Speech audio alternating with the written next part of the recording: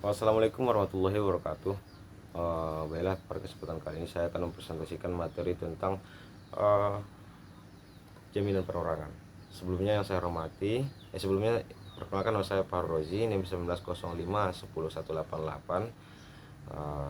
Dan yang saya hormati Bapak Arif Rahman SH MH sebagai dosen mata kuliah hukum jaminan di kelas 6B. Langsung saja, jaminan perorangan. Pertama itu pengertian. Istilah perorangan, jaminan perorangan berasal dari kata brok. Ada juga yang menyebutkan dengan istilah jaminan imaterial. Lalu pengertian jaminan perorangan adalah jaminan yang menimbulkan hubungan langsung kepada perorangan tertentu, hanya dapat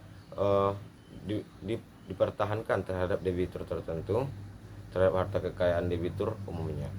Sedangkan subjekti mengatakan jaminan perorangan adalah suatu perjanjian antara seorang berpiutang atau kreditur dengan seorang ketiga yang menjamin dipenuhinya kewajiban si berutang atau debitur.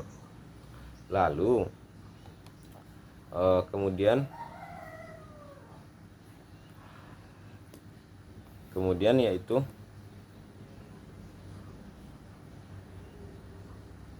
jaminan perorangan dapat diberikan oleh orang perorangan atau badan hukum jika penanggung tersebut diberikan oleh orang perorang, maka disebut dengan personal guarantee.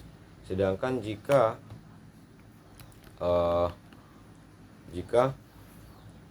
yang menimbulkan penanggungan adalah badan hukum, maka disebut dengan corporate guarantee.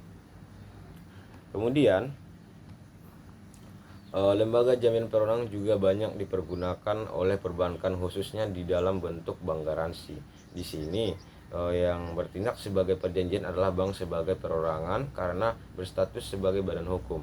Tujuan lembaga jaminan perorangan ialah untuk memberikan jaminan kepada si kreditur bahwa kewajiban debiturnya di dalam perjanjian antara kreditur dengan debitur akan terlaksana. Artinya, kalau debitur tidak memenuhi kewajibannya, maka dialah yang akan memenuhi. Kemudian mengenai jaminan perorangan dalam KUH Perdata terbagi ke dalam 3 jenis jaminan perorangan. Yang pertama itu perjanjian penanggung atau brok, itu termuat dalam pasal 1820 KUH Perdata. Kemudian perjanjian garansi itu termuat dari pasal 1316 KUH Perdata. Kemudian perjanjian tanggung menanggung atau tanggung renteng itu terdapat pada pasal 1278 KUH Perdata. Lalu perjanjian penanggung atau brok. Penggunaan istilah penanggung atau perjanjian penanggung sebagai terjemah dari istilah brok sudah lama lazim digunakan oleh para sarjana. Brok dalam bahasa Indonesia disebut penjamin atau penanggung. Orang yang disebut brok atau penjamin atau penanggung diatur dalam KUH Perdata buku 3 bab 17 pasal 1820 sampai dengan 1850. Pengertian penanggung sendiri dapat dilihat dalam pasal 1820 KUH Perdata yang menyatakan bahwa penanggung ialah suatu persetujuan di mana pihak ketiga dan kepentingan kreditur mengikatkan diri untuk memenuhi perikatan debitur bila debitur tidak memenuhi perikatannya. Perjanjian penjaminan perorangan terjadi kalau jika pihak ketiga yang bersedia menjamin penanggung atau brok atas utangnya debitur dan atas dasar sepakat kreditur lalu dirakit dalam suatu perjanjian yang dikenal dengan nama perjanjian penanggung. Contohnya misalnya itu A berutang sejumlah uang kepada Bank X. Dalam hal ini Bank X dapat mengadakan perjanjian dengan B agar B menjamin pembayaran utang A tersebut kepada Bank X. Perjanjian antara Bank X dengan Bank B dapat dilakukan dengan sepengetahuan A, atau boleh juga tanpa sepengetahuan A. Kemudian pengikatan jaminan dilakukan dengan membuat suatu perjanjian yang dapat dibuat dengan akta di bawah tangan atau akta otentik. Lalu yang diperlukan untuk penyitaan dan penjualan, maka kreditur bertanggung jawab terhadap penanggung atas ketidakmampuan debitur yang terjadi, kemudian dengan tiadanya tuntutan-tuntutan sampai sejumlah harga barang yang ditunjuk itu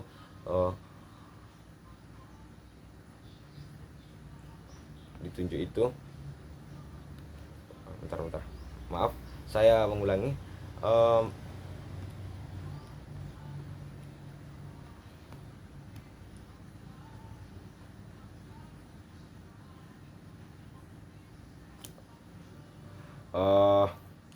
Kemudian akibat hukum antara kreditur dengan penanggung tersebut antara lain. Yang pertama yaitu penanggung tidak wajib membayar kepada pihak kreditur kecuali debitur lalai membayar utangnya.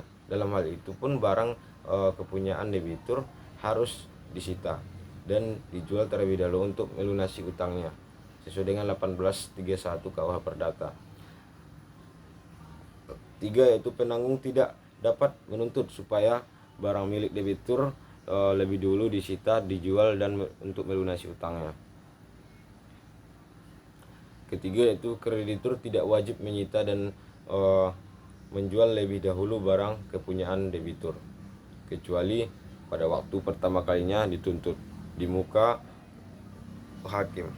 Lalu penanggung yang menuntut agar barang kepunyaan debitur disita dan dijual dahulu wajib menunjukkan barang kepada kreditur dan membayar lebih dahulu biaya-biaya yang mengenai untuk penyitaan penjualan tersebut.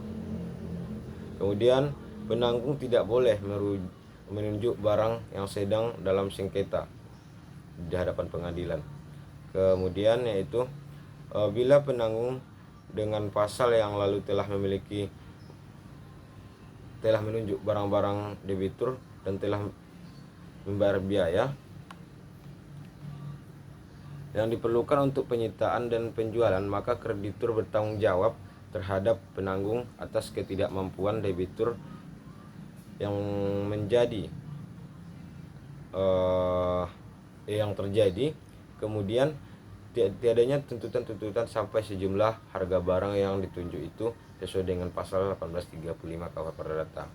Kemudian jika beberapa orang telah mengikat diri sebagai penanggung untuk seorang debitur yang sama dan untuk utang yang sama, maka masing-masing penanggung terkait untuk seluruh utang itu sesuai dengan 1836 KUH Perdata. Kemudian yang terakhir yaitu akan tetapi masing-masing dari mereka bila melepaskan hak istimewanya untuk meminta pemisahan utang pada waktu pertama kali gugat di muka hakim, dapat menuntut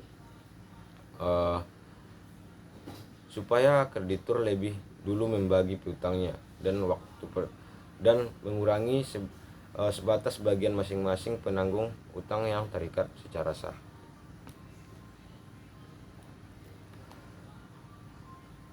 Kemudian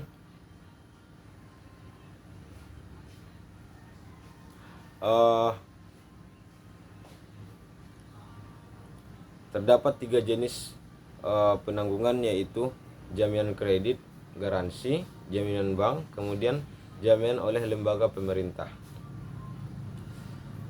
Lalu mengenai hapusnya penanggungan utang dan dapat dilihat pada pasal 1831 KUH Perdata.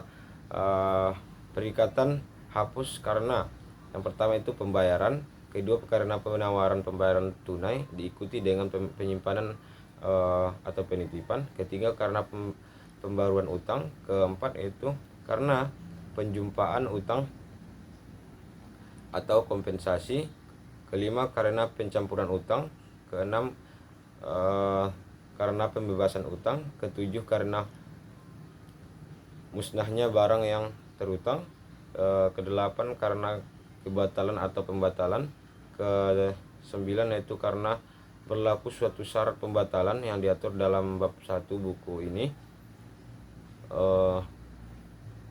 dan syarat pembatalan. Kemudian yang ke-10 yaitu terakhir, karena lewat waktu yang akan diatur dalam suatu bab sendiri. Di sini mungkin hanya sekian yang dapat saya sampaikan. Banyak maaf jika terjadi kekurangan, saya mohon maaf. Saya Pak Rozi undur diri. Assalamualaikum warahmatullahi wabarakatuh.